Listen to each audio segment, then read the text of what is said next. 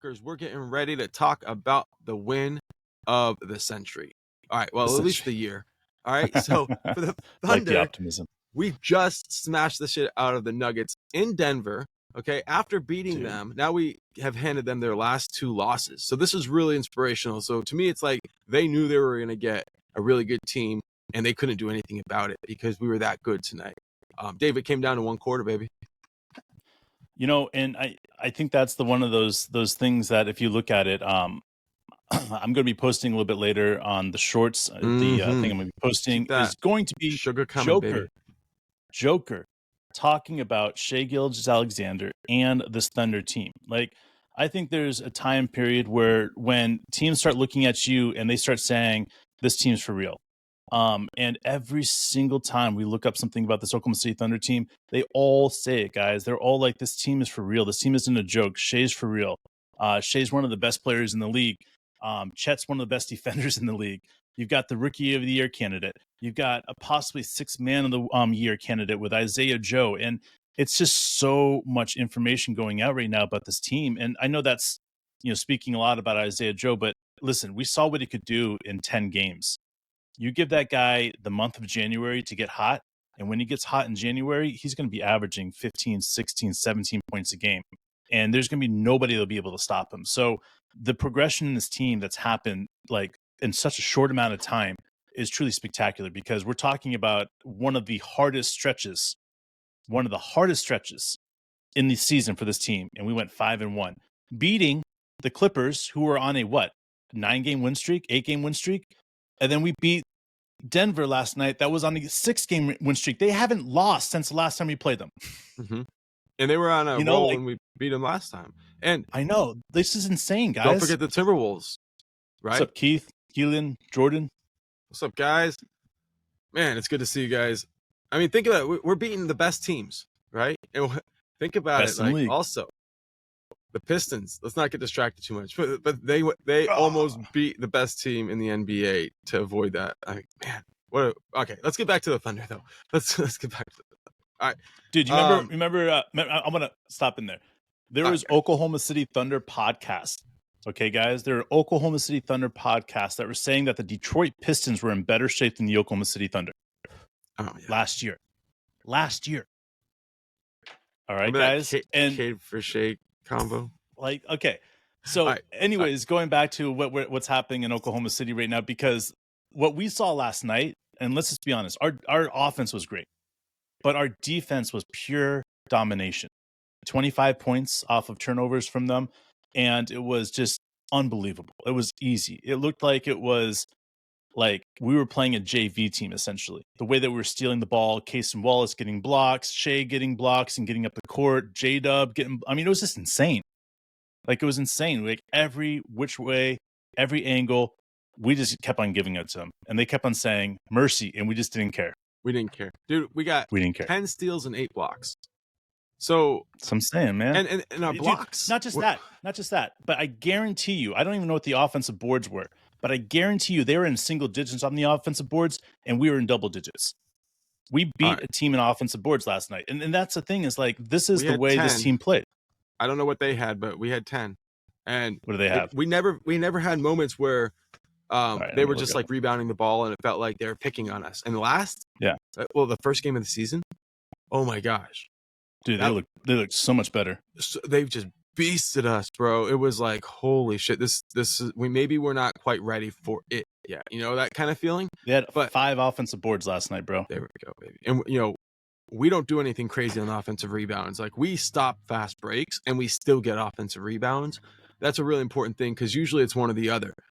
You got to give something. If you can have your cake and eat it too, motherfucker, you better believe we're going to do that. And that's what we get here. There's been so many people that have been criticizing the Oklahoma City Thunder rebounding. And I'll be honest with you, I've been there too, because there's been times that it's been super embarrassing when you look at the 20-plus offensive boards or 15-plus offensive boards that a team has gotten on us. But one thing that I kept on saying, and Mark and I would discuss offline, would be Mark Daigneault needs to have more time coaching these guys. Because if he can have an opportunity to coach these guys up and get them to be a better version of themselves, they're going to be incredible. And I think that's one of the things that we're seeing is Coach D's having more opportunity to get these guys to understand rebound. And what we watched last night was the swarming of the defensive boards, unlike I've seen in a long time. And you can say the same thing about against the Wolves too. And you're seeing the way that we're getting at the boards and the way that Coach D is being able to coach up these guys for that. I think that has a lot to do with the fact that we had a very easy December. And I think it's one of those opportunities that we have an opportunity to get into the gym and really focus on what we need to do in January, because January is going to be crazy. But if we're playing like we did last night and the night before, it's not going to be a very difficult month for us. And I say that with the most respect to the rest of the teams in the league. But if we're going to continue to put up guys that are putting up 70 points between two guys, who's going to fuck around with that shit, bro? All right, guys, you ready for this? Let's talk about the man himself, Shai Gilgeous-Alexander. 33 minutes, 40 points, 14 of 20 shooting, 2 for 3 from behind the arc, 10 of 10 from the free throw line, 4 rebounds, 3 assists, 2 steals, and 1 block. I mean, I feel dude. What do you... Dude's not human. This is just who this dude is. I think there's a moment in everybody's vocabulary where you start saying one of the NBA greats of this generation. I think one of those things that I love it when Shaq was calling out Chet Holmgren, right? The other day, I don't know if you guys saw this. If you haven't seen it, you need to look it up. Shaq was basically like, prodigy my ass. You got to earn that shit. I like that. Don't, let Chet earn that before he gets the respect, right? But on the same sense is that watching what Shai's doing, I think it's one game that he's had under 30 points this season. And you start understanding more of how he's able to control the game and his mid-range shot and the way that he gets to any spot he wants and beats anybody to that spot. And then you start understanding is there's not a better guard in the league. I mean, people might say Luka is a better offensive player than Shai. And you know what? By all means, I'm not going to argue with you, because you're not going to argue with me about Shai being the better defender. And Shai's such a better defender that washes out the difference in the offensive aspect. And you got to look at Shai as the premium offensive guard and the premium defensive guard in the league. And how many times in the history of the game have we been able to say that about a player? It's not many times. That's why I'm not very often. That's why you keep putting up these incredible posts, these stats and everything, dude. And here's what I'm thinking. Here's what I want to see. I want to see all-time greats that he compares to, because you're saying greats of his generation, and I'm just sitting here and I'm thinking, regardless of age, regardless of whatever, just pure mastery of the game. You're talking about just a handful, maybe 50, maybe 40 players have ever reached the level that he's playing right now. I know that some people weren't even Hall of Fame worthy because they had maybe a Don Mattingly style career where they had great couple of years, MVP level years, but then it was not really the career numbers to get there, and baseball's real sticklers about that. But Shai really doesn't need that many more years before you would consider him a Hall of Famer. It's kind of reminds me of Russ, right? Well, by Russ's 7th year, they were saying future Hall of Famer. 8th year, they were saying surefire future Hall of Famer because of what he was putting up. Shai's doing that, and it's just how many years does he need? What year is this for him? 4? You say at year 7. This is 5th year. 5th year? Okay, so at year 7, you're going to be saying future Hall of Famer Shai Gilgeous-Alexander, all-time great Shai Gilgeous-Alexander. I mean, I don't see anything that's separating him from the truly elite players going all the way back when they reach that point where they're at the pinnacle of the game, like Clyde Drexler. Everybody wants to go to Michael Jordan, but ignore Michael Jordan and think about the other 49 greatest of the 50 or the other 75 of the top 76 players ever, and think how many of them were really as good as Shai is right now. Not all of them. I'll say that right now. I mean, you got to look at this though, and this is Charles Barkley or Kenny Smith, one of those douchebags that said Barkley wasn't as good as Shai. But this is this is what I've heard them say multiple times about different players. It's consistency through the years. In order for Shai to be up there in the pinnacle of the league, he's going to have 10 straight years of this consistency. And I'm sorry, consistency 10. Look at if you look at the league and you look at domination of guards, you've got to have 10 dominant years of a guard, and then you've got to have 5 or 6 sub years. And the thing about that is you'll be known as one of the best guards ever to play the game if you hold the numbers that Shai's holding. But, right. So and that's the thing is just that's like, what Shai wants. Shai's not content with being one of the greatest of the generation. He wants to be known as one of the greatest ever. And so when we look at Shai's consistency and the fact that he's not playing very many minutes and doing what he's doing, then you got to take a step back and say, I bet you guys fucking money that he can do this for 15 years.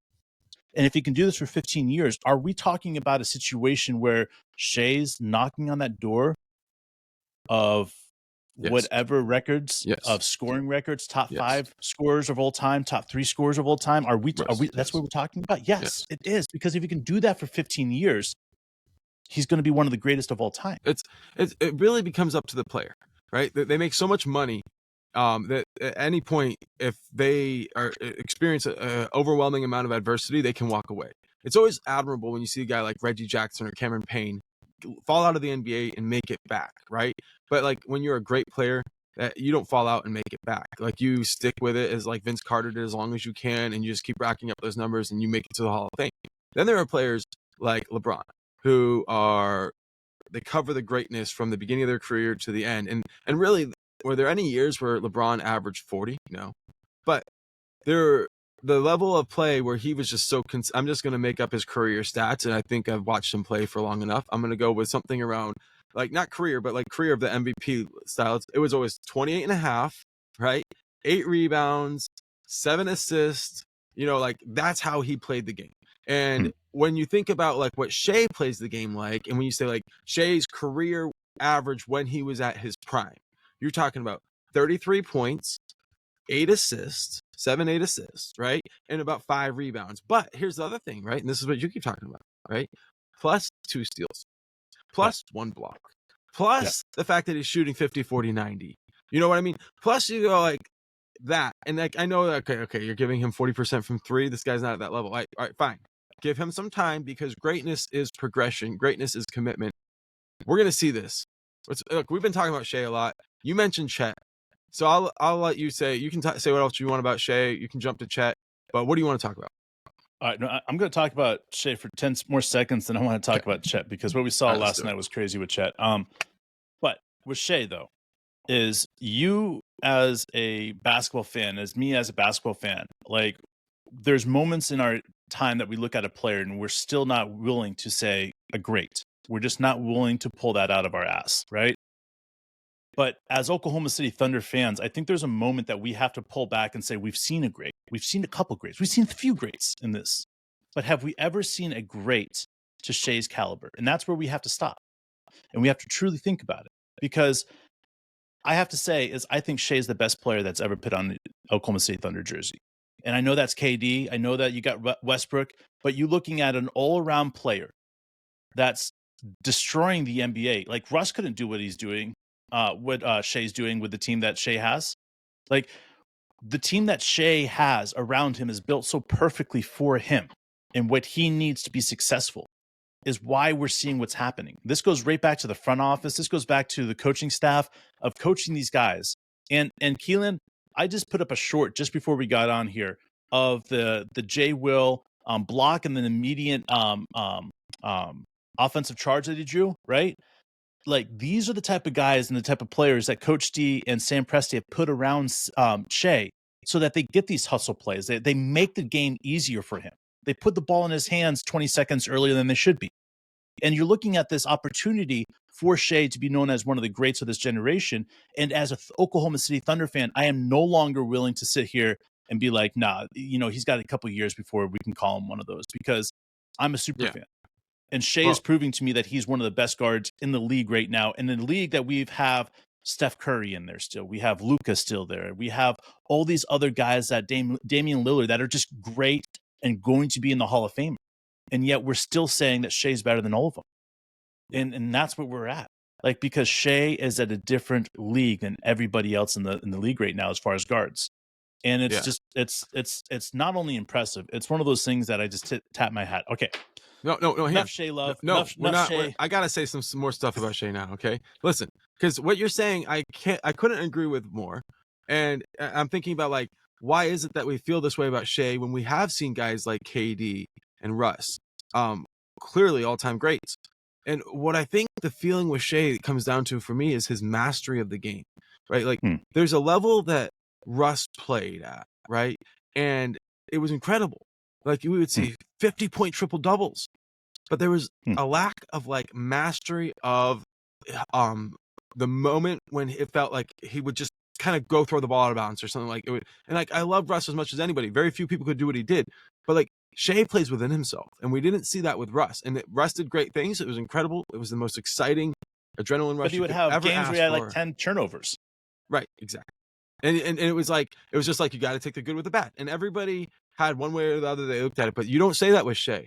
Okay, and then you go back to KD, and you're like, okay, what KD did was great, right? But if you had to say KD was your only good player, right? Teams could play to his weaknesses so well that they could take him essentially out of the game. And we've seen that happen with the Thunder whenever Russ got injured in the playoffs.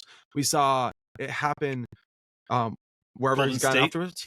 You know, exactly. Golden State was able to get him, and then they were able to lose him. So right. And so what I look at is like Shai's game is flawless. That's it. That's all I got. I mean, I think you look at players, and you got to say Shai is proving his worth in gold.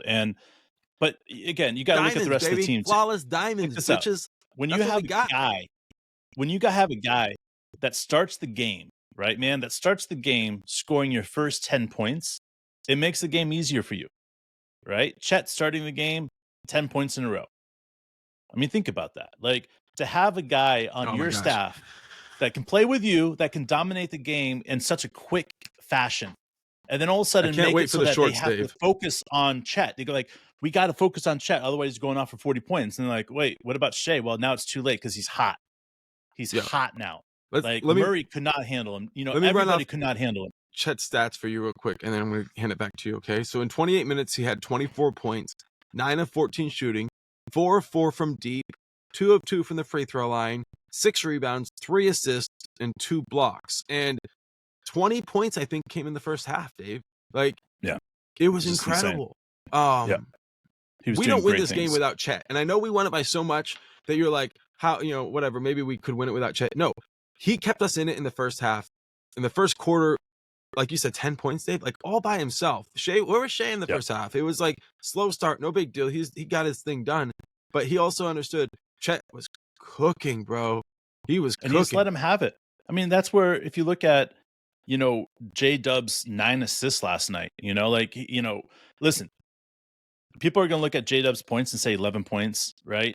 But he scored 9 of the 11 in that third or fourth quarter, in the third and fourth quarter. Like when Shai was out of the game, he dominated. And then he had that 9 assists. Lineup, that beginning of the fourth quarter. And then he had that special. 9 assists, man, right? That 9 assists that went with it, that he had, I think, 4 to Chet, right? Think about that. 4 assists to Chet. You think the connection is crazy. And then he had a few to Shai. You know, like he essentially was like, I scored 36 points last game, and my goal this game is to share the rock. I'm going to share it to everybody I possibly can, because there's a couple times he could have taken the shot and been selfish and had an open shot, but he passed it to Chet, who went wide open, you know, or Shai wide open. His unselfish play is allowing everything else to go around. And then you're looking at it and saying, well, he still dominated because he hit 2 threes in a row, and then he hit a layup, right? Like, dude, like in like, what was it, like a 25? No, it was not 25 seconds. It was like a 2-minute section of time that he did that. It was like bang, bang, bang. And you just see what he can do in such a short amount of time. And you're like, okay, yeah, this guy's different. And the way that he drives to the hole, his pull-up shot, the way that he shot the 3 over this guy last night, like, it was like, what the hell, man? Like Superstar. I'm telling you guys, when he starts clicking and he's able to be consistent every single night, people will literally say, Jaylen Brown who? Because he'll be so much better at that small forward position than Jaylen Brown will ever be, that people will literally be like, the Oklahoma City Thunder wanted Jaylen Brown. They wanted Jaylen Brown when he was coming out of college. They never got him. But they got a player, in my opinion, that could be better than him by a long shot. It's insane. Yeah. Yeah, those 9 assists, that just stands out. in a big way because, like you said, 36 points last night, and he comes back, boom. All right, so we got Josh Dort. Giddey. Okay, Josh Giddey, man. That's good. Giddey. I was gonna tease. Yeah, Dort gotta get and then Giddey, go man. But let's talk about Giddey because I've been thinking about Giddey's game a lot. You know who I think he needs to study in college? JJ Redick. The way that JJ Redick would get booed every opposing arena, like he just got used to it. We were shared that little short with each other where JJ's like walking out of the crowd and someone is like, "Interstellar sucks," and he like stops and he's like, "I gotta hand it to you. I gotta hand it to you. That was good, and you got me." And like it was like JJ Redick, seeing him get yelled at and booed is something that was just so regular that he even has got to the point where he just ignores it. I mean, one time I was heckling Shane Battier at the Thunder Arena, and he ignored it like Duke players are used to being hated everywhere they go. And Josh Giddey's dad was hated everywhere he went. Warwick was, except for at home. Warwick was fucking hated, bro. Right. He had I think he just chip on his needs to shoulder. lean into it. And I think I've seen him kind of start feeding off of it. He's a little uncomfortable with it because let's face it, he's not like the guy who wants to be hated. But the way he's been attacking the basket is different. And his game is sort of like he's sort of found it again. I'm not exactly sure it's going to be consistent, but since his ankle injury, like what I've noticed with him is just so much more confidence. Okay, we're talking about 12 points. He led the starters with rebounds with 8, 4 assists, 1 steal, just a consistent level of output from. Playing outstanding, man. Yeah, and he had some uncharacteristic turnovers. One of them was on an inbounds pass, Dave, and just think about this, like, okay? What? For all the risks he takes on inbounds players, he's made himself the slob wizard of the NBA, and very shortly, I'm not kidding, he will be known as the greatest inbound passer ever because there's very few people who carve up defenses like that. There's just like historically just not many. Usually you give it to coaches and you say coaches inbounds plays or what, but very few players do make the play. So he's not far from going to be the greatest of all time in that. I think 5 years of it will all be all it takes before him to take the assist record. Okay. So then what happens with Giddey is he throws an inbounds pass turnover. And I don't think I've seen one of those this year. He's not had a one or live two ball. this year. I think he's thrown the ball out of bounds a couple of times. Yeah. But an actual live ball, like somebody picked it off. It doesn't happen. And it's just like, that's really amazing from a player who takes as many risks as he does. I mean, this guy knows what he's doing. He knows how to put the ball in the spot that players want it. And it's a beautiful thing to watch. It is. And we've been saying it for a while is Josh is a special player. We're lucky to have Josh on our team. The way that he creates a bucket out of nothing is great. I do feel bad for him for all the shit that he's been having to go through. I think that it goes to the fact that when you look at Twitter and you look at the deep dark troll hole, like that's just the way it goes, man. Like you've got to be smart, and you got to be smart in this world. And unfortunately, Josh hit a situation that now for a few years he's going to be booed in every stadium he goes to. And guess what? That's just going to feed the Thunder. Because when you're talking about somebody having that chip, you can talk about the I hate using this name, but Grayson Allen. You're talking about the Christian Laettners, right? Those type of players that learn how to play within the dirty atmosphere of the booze and the name calling and different things like that. Like you're able to separate yourself, right? You're able to bring yourself to a different level Of competition. Those are the levels that when the shit hits the fan and everybody's playing really bad, right? Those are the levels that Josh Giddey and these other guys that are used to it will be able to step up, and that's how it is. Like, I look at Josh Giddey and I say that this time that the December time period has been so good for him. His injury, he came back stronger. He came back ready to go. I think he missed a game, and it wasn't much. Not many days. But he came back stronger in knowing what his role was. He's taken 1 3 in 2 games. He's scored incredibly efficiently. He knows what is expected out of him. It's like the whole time coach locked him into a room and said, "Watch game film, nothing else. This is what you're doing wrong. I want you to see it so that way you can be better at it." And it's like he understood what his role was now. I like it. And this is what we've been saying all along is his defense has got to step up. His rebounding's got to step up. And the way that he gets up the court and he passes the ball and he takes over the offense has got to slightly step up, because there's indecisions that hurt him. I also say the last couple of games, we've used Micic in a very effective way when That's Josh what I Giddey's wanted not to on the talk floor. about too. That when Josh Giddey's not on the floor, we're putting Micic out there, and he's going out there and he's creating so many hockey assists and so many like great basketball plays. And People I think don't it's know. huge to see how these guys are going. Yo, this guy can actually shoot the ball. Like, I get that his percentages would absolutely debate that, just the existence of those percentages. I don't know what they are. I don't care to look because it's unimportant to me. I've seen his body of work, not the entirety of it. Many people know much more about his game, but the people who know about his game, and when you watch what he did, he's not just a shooter, he's a clutch shooter. It's taking him time to figure out the NBA, okay? And he said something that I think is really interesting is like, you know, we've heard a lot of people talk about the NBA has a lot more space than European leagues, than even like college game and stuff like that. And some players can really do well with that space. The problem is, Mitch has mentioned, is that the players are so much more athletic and they're so much taller that space just gets swallowed up in no time. So that's something he's had a little trouble understanding, is like there is more space, but it's gone before he knows what to do with it. And he looks like he doesn't know how to play the game at an elite level when he's struggling with that. But when he's not, when he's really deliberate, when he knows what he's trying to do, and he uses ball fakes and he gets the ball to where it needs to go and the ball's swinging from side to side. Let's talk about the fourth quarter starting out lineup. We're talking about Micic, Wallace. I think we had J-Dub out there. We had Chet out there. J-Will. J-Will start. J-Will, not Chet. Not Chet. J-Will and probably Joe, right? It was, but my point is Micic as a part of that group where the ball, like if you don't have Giddey in the game, then you need Micic. It can stale almost.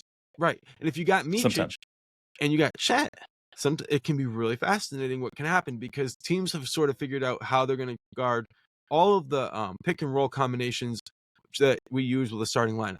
But then you start going into that bench lineup and you say like, oh, now we're going to make their 7th or 8th best defender mix up with Chet in a pick and roll. How are we going to handle that? You know what I mean? And that's what I feel like gets really fascinating. And if Micic figures out his shot, I'll back this up. Based on what I know about him, I'll say this. When he figures out his shot, this team is going to be so much better.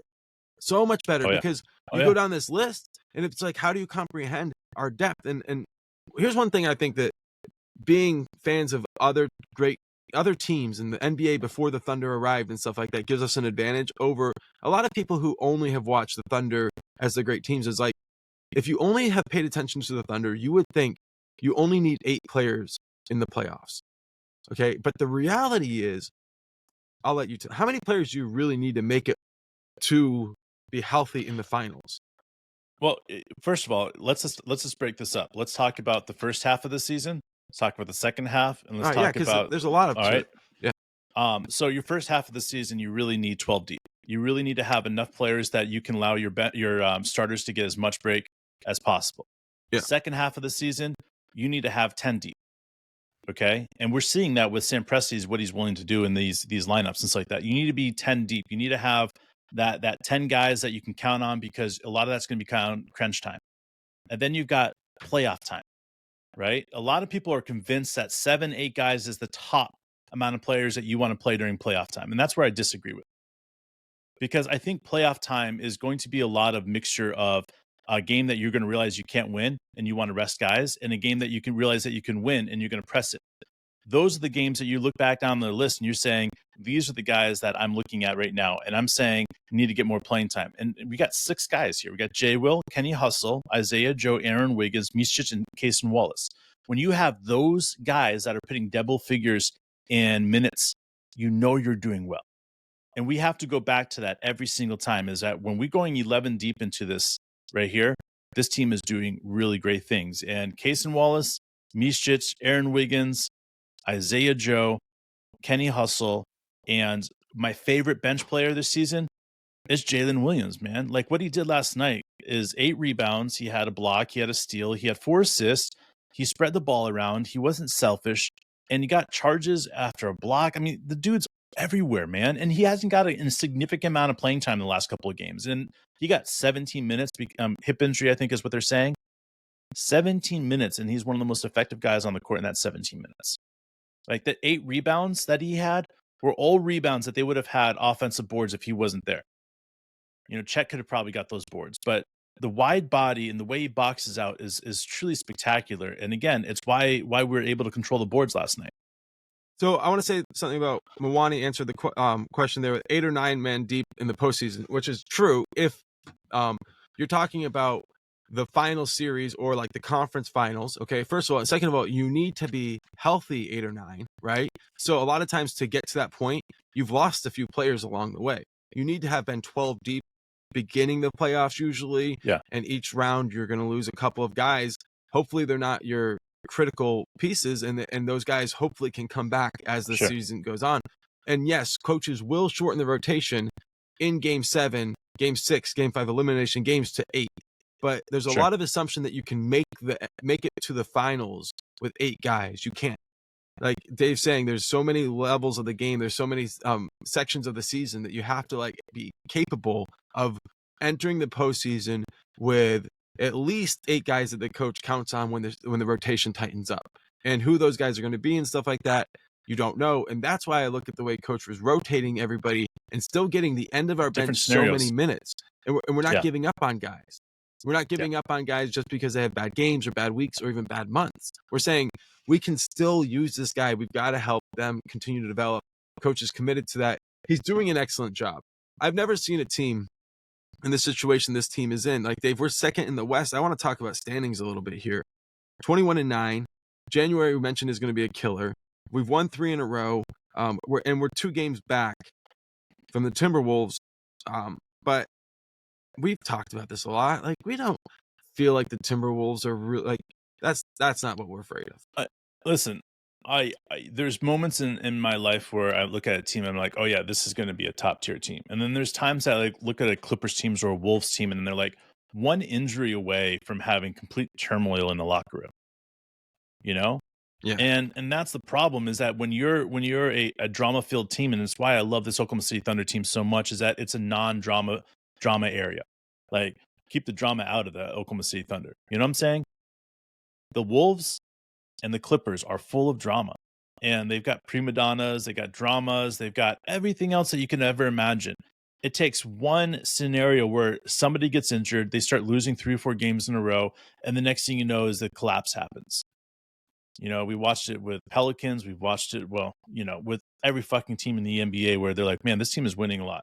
Now, it doesn't mean that they're not going to go out there and be a top 4 seed in the West, because they could, figure it out. But like they got a bunch of games against Memphis still, and I think that's gonna be an issue for them. We got some questions, dude, in the chat here. Right. Chris says, "Why do you think Bertans isn't getting any playing time? You think maybe there's a trade coming up?" I got something about that. Okay, go ahead. Bertans is an automatic offensive piece. He's going in the game. He's getting 3 or 4 shots off immediately. A lot of times when Coach D uses him, it's to jumpstart an offense that is not going well. All right. And he puts him in the game. He shoots a lot. He gets the offense flow going back again. And then he comes out of the game. That's what he's used for. He doesn't dribble a lot. I know that. So that's one of the nice things about the way he gets to this part. It's shots. Yeah. Like when we have to take a quick shot, he's going in the game. And that's the thing is that I'm cool with him being used like that. But last night when we weren't having trouble scoring and there wasn't like a long period of time where we were on a drought, there was no need for him. And when there was the 4th quarter and we're like, let's get the scrubs in the game. There's no need to put Bertans out there because all he's going to do is touch the ball and shoot it, and sometimes you need to get down that shot clock down. And to me, like, it's not big. I do think that there is something to say about Trey Mann and Bertans. If there was going to be a trade that the Thunder were going to pick up an extra draft pick or pick up an extra piece that they might be able to use, that's more of a veteran. Bertans and Trey Mann are obviously the 2 players are the odd men out right now. That you don't see him playing a lot. That if there was a trade, I would be circling those 2 young men and saying possibly, but I'm not willing to put in on a piece on any of that stuff yet because Trey Mann is destroying the G League when he plays. So I'm not too sure. We're not. What's up, Caleb? What's up, buddy? We're not gonna lose a player that's good for team camaraderie, and that's one of the things that I understand Trey Mann is really good with. So that I just think is something we'll put on hold right now. Shane wants you to know, do you think the playoffs we could start with J Will and J Dub? So J Will at the power forward, J Dub at the small forward. Do you think we get that starting lineup? This is That's why at I Dort. don't think. That's at Dort's expense, right? Well, all right. If Dort is injured, then yes, I could see that. But then again, I think if Dort was injured, I think we'd see Case and Wallace step up in that starting position because Case and Wallace and Dort's defense are so crucial for Shai and J Dub not to have to guard the best player on the court. So for me, like I have to say, like Dort is by far one of the most valuable players that we have on this team because he picks up the best defender and he's not going to demand a lot of shots. I think he took 6 or 7 shots last night. He's not going to demand a lot of that stuff. He's going to pass the ball. He's proven to be unselfish now. Like he's not one of those guys that's a detriment to the offense because he can put up 20 points very easily. So like I just have to say is Dort at my moment in time, it's hard to even get close to saying anything negative about Dort.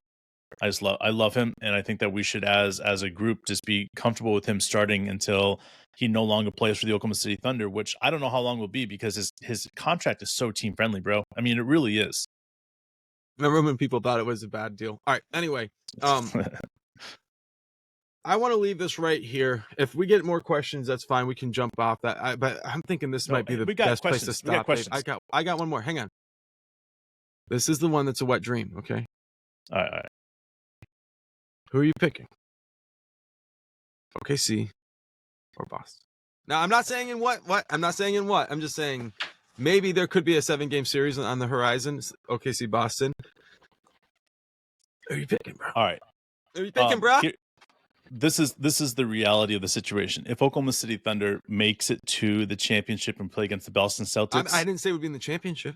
I'm just saying. I'm saying. I'm going out there. I don't want to talk about that. That's a little presumptuous. If Oklahoma City Thunder, I think we're talking about play the same against an East team in a 7-game series. Yes, if that happens. Any of the East teams. Any of the teams in the East. Any of the teams in the East, we win 4-2. Now here's my thing I want to say, and this always gets me in trouble when I admit it, but I have not seen the Celtics play this year. And dude, they're just injury prone. But they're injury prone. And like we play so physical. Are they better? I don't know the answer to this. How much better are they with Porzingis? Because I assume that they are better. And I don't know. I haven't seen them play, so I can't answer the question. In the East, and so I don't feel qualified. But I will say this. We have a better team, top to bottom, than I've ever seen in Oklahoma City before. I'll just say that. But that's my belief. All right. The way that we beat a team in a 7-game series, in my opinion, is by the same way we beat teams in the regular season. We play that physical aspect. We consistently do the rotations that we do. We never let up. The physicality that we've seen in the last few games, the Chet physicality that nobody expected, like we can dominate teams in the East just by doing that.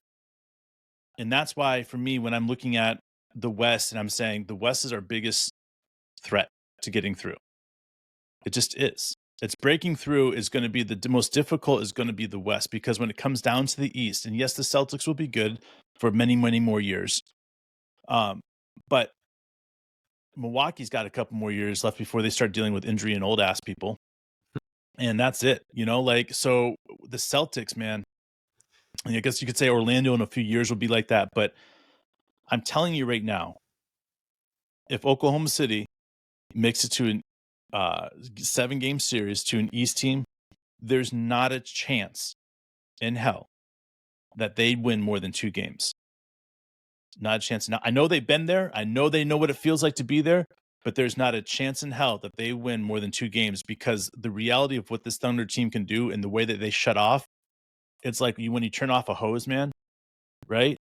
And you need a little bit more water and the hose like is literally fucking turned off. Like that's how our defense is. Like they literally turn off the hose and they can't do anything.